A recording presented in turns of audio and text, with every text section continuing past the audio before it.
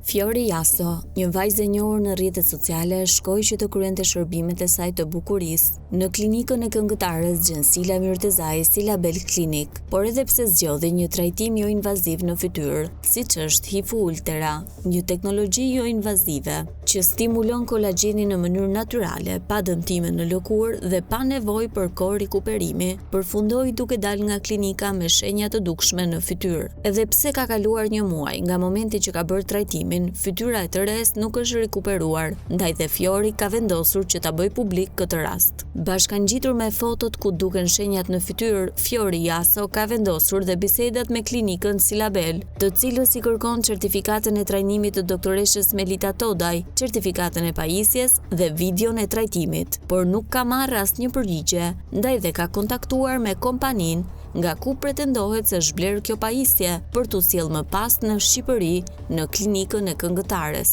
Kompania Merza Aesthetics pranon se nuk ka asnjë prani komerciale në Shqipëri, pra nuk kanë shitur kurrë asnjë pajisje, rrjedhimisht as tek Silabel.